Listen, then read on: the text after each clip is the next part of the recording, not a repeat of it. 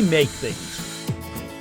We use our hands, minds, and machines to build, to fix, to improve. We're known as do-it-yourselfers, home improvement fans, fix-it fanatics, inventors. At our core, though, we're all makers. So let's jump in and make something. Hi, I'm Ron Hazelton. Today's house call takes me to the home of two radio personalities who want to add charm and a romantic setting to their bedroom with a ventless gas fireplace. Then I turn up the temperature right here in my own shop by installing a heater made just for the purpose. Stick with me. You'll be glad you did.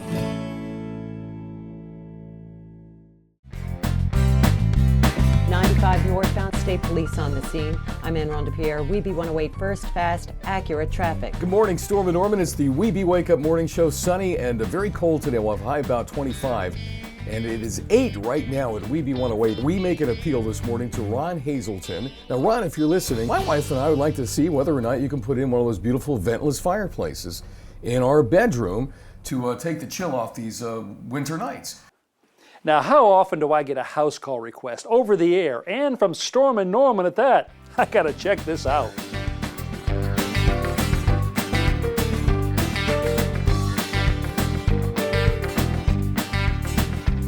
Hey guys, how are you?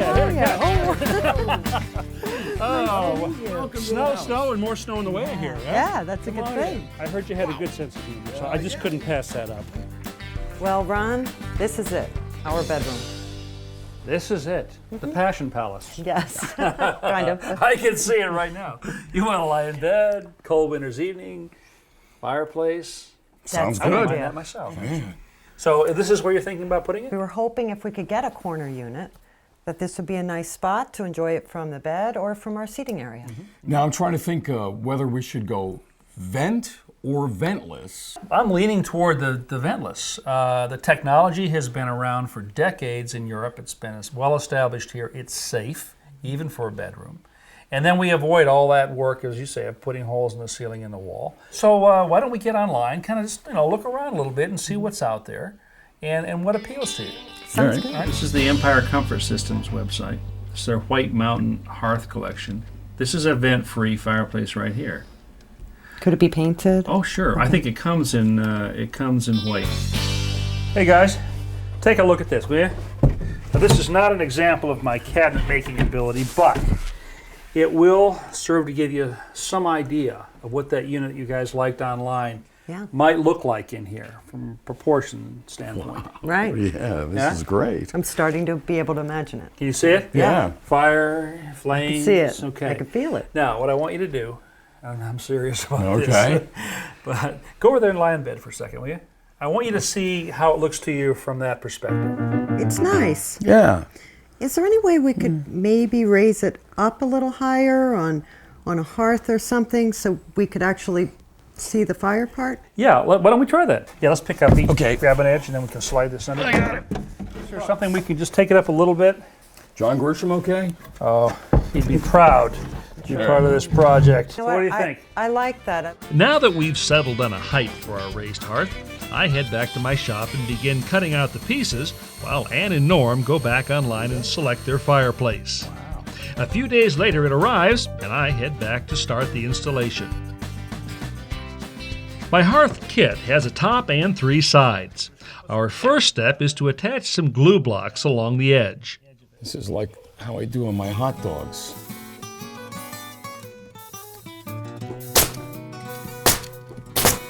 Bring this right up. You're going to nail right into that block we just put on. Okay, we'll pull this side up now. All right, one more, huh? Side number 3. What I did is I cut a couple of kind of corner braces to drop in here. So take your nail gun now and right down through here. Give me about 4. With your fingers. Oh, gee! Ah! Now let's do that once. Little carpenter humor. Okay, I say, let's give this a test fit, huh? All right, let's spin it around. All set. Okay. Let's keep our fingers crossed.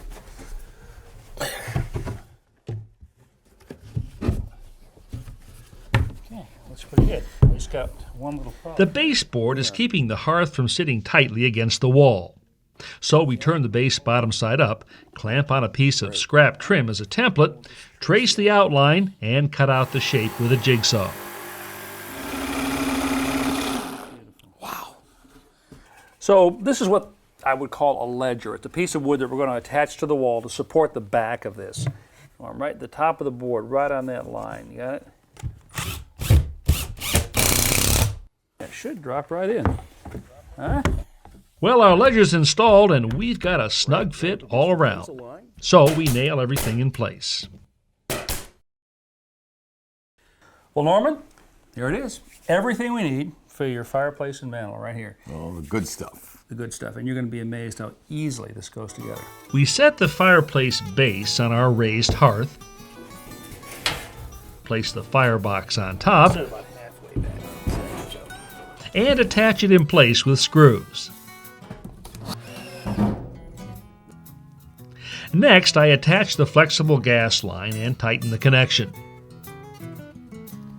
Then we remove the protective plastic from the metal trim, set the fireplace surrounds in position, and then the apron.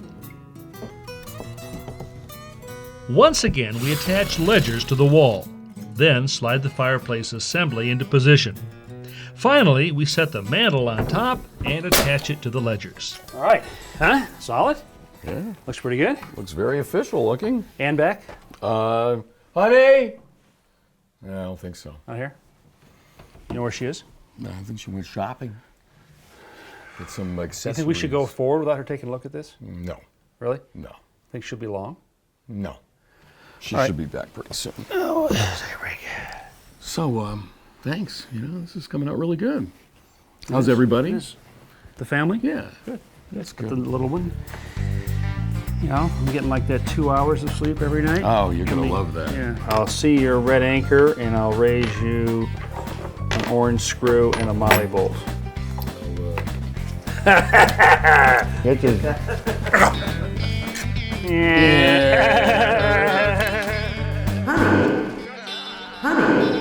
Honey. Honey. You guys have been hard at work, I Waiting. can see. Oh, yeah. We always, you know, we Yeah. didn't really want to go ahead until you took a look at it. What do you think? Wow. Huh? Okay, wait, let me block this out for a moment. Wow. I think like I it? really like it. Well, this is the main reason I wanted to get your input here. Is what we're going to do up here. We can leave it just like this, but my thought is if we were to put some kind of a wall back here, Right. we might make this look more like there's actually a chimney there. And that would come up flat. Yeah, it'll Flush come with up the- here, yeah. and I think it might sell the idea that this is more of a built-in fireplace. And it would give me a nice spot to maybe hang a picture, right? Yeah. Okay. Yeah, now I didn't get that right away, but while I was sleeping, it came to me in a dream. That nap paid off. So, this is what I'm thinking of here. But just stand back and kind of look at that and see if you think you're going to like that better than just the wall. I'll put it up. I'll take it down. You know, Ron, I think I like it a lot better. This time we put our ledger strips up vertically, nailing them into the wall studs. Then we position a piece of 1/2-inch plywood on top of the ledgers and nail it in place. Finally, we install drywall over the plywood Look at that. and secure it with screws. Next, I apply a bedding coat of joint compound to the seams. Tear off links of joint tape, dampen them in water, apply the tape to the seams, press it firmly into the compound using a putty knife, and finally snip off the excess. Now it's time to trim out our base with decorative edge molding and install baseboard. A couple of coats of paint, and Norm begins setting the logs in place. This is about the only wood carrying he'll have to do for this fireplace. Wow. Not only can we build good fireplaces, we're good interior decorators too. Look at that, will you? Looks good, Terrific. guys. Hey, Annie, Annie, how are come you? on in. I've got What do you one think? more addition. I think it looks fantastic, but I got to see this. Oh yeah, you wanted that wall so you could hang a picture on Yes, it. I There it did. is. Voila. Nice, Wow. huh? It looks great, Ron. This calls for a toast. Let me go get the champagne. Hey, nice fireplace. Certainly is nice to be here, lying, This was a great idea. looking. Ready? Ready. Hey. May I pour? To the fireplace. Okay, thank you, thank you. Yes, and all the pleasure it may bring. In the old Pleasure Palace. All right, how about one more thing? Sure. Would you mind locking the door on the way out? Oh, sure.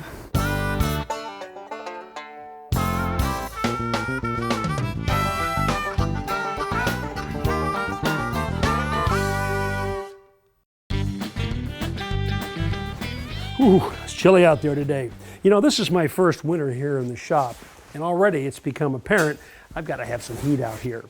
Now, I don't need to keep this at a constant temperature, that is a living temperature, but I do want to be able to get the heat up quickly when I need it. So, I've settled on this unit right here. It's called the Hot Dog. Now, this heater comes in 4 different sizes: 30,000 BTUs, 45,000 BTUs, 60,000, and 70,000 BTUs. This is the 60,000 BTU model right here, and this is the one that's the right size for my shop. So, let's get started. We're going to put this up. There we go. Now, this heater is designed to attach directly to the bottom of the joist, but in this case I want to mount it at an angle, so I've added a couple of 2x6s up here and lag screwed those into the joist.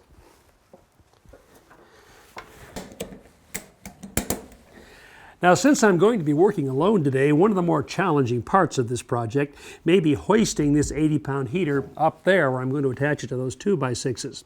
To start with, I've wrapped a couple of cargo straps around the case.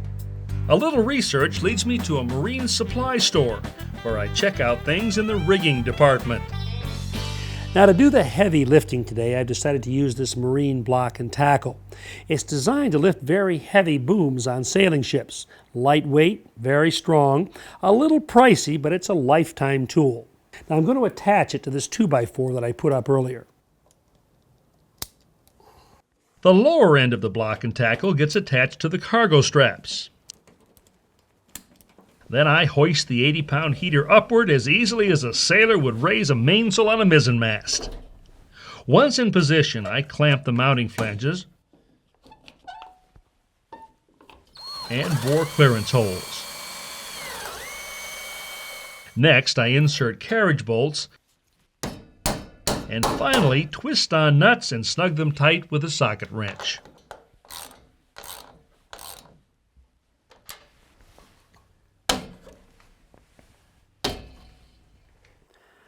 Now, this being a gas-burning appliance, I, of course, have got to exhaust those gases out of flue. So the first thing I'm going to do is attach this T-shaped piece of flue to the back of the furnace right here. Now, I'll attach that permanently a little bit later on. Now, there's going to be a second piece of pipe that'll go from the center of this flue right up through the roof. That means we're going to have to cut a hole up there that's exactly on top of this one right here.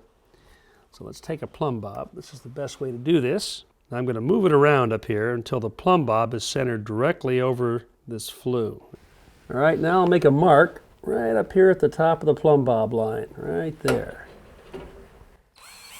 Next, I bore through the roof and insert a wire coat hanger.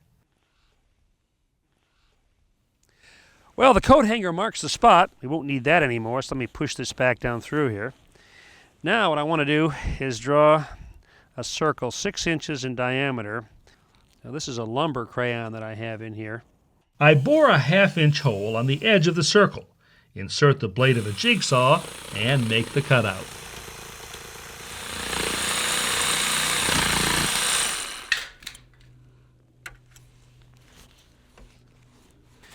Well, this is the flashing that's going to make the watertight seal eventually around our flue.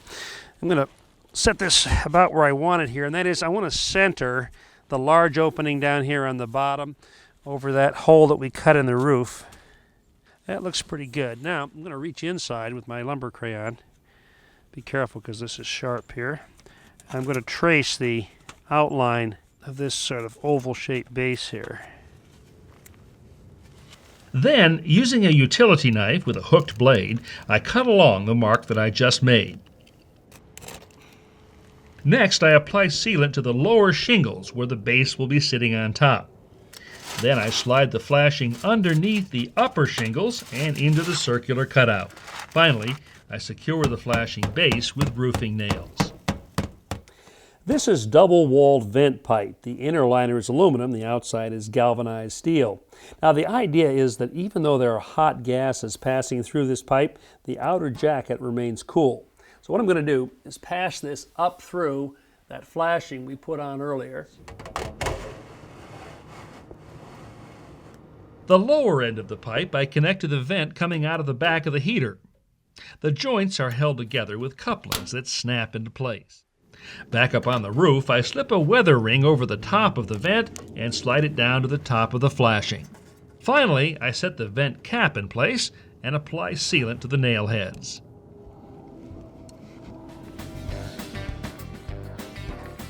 With everything finished on the roof, I go back inside to make the electrical connections. Next, I apply thread sealant to the gas pipe sections,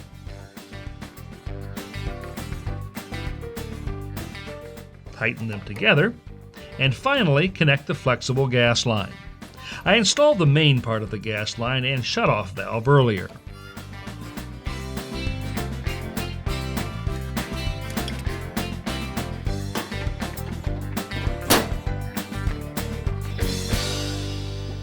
I've installed a programmable thermostat because out here in the garage workshop I don't need heat all the time, just when I'm working. And the nice thing about this one is if I'm coming to work at 9 o'clock, I can set this to bring the heat up around 8:30. Well, I can't tell you how glad I am that I put this unit in. In the few weeks since I've installed it, the temperature hasn't gotten above freezing. And this heater has done a great job of giving me heat where I want it, when I want it.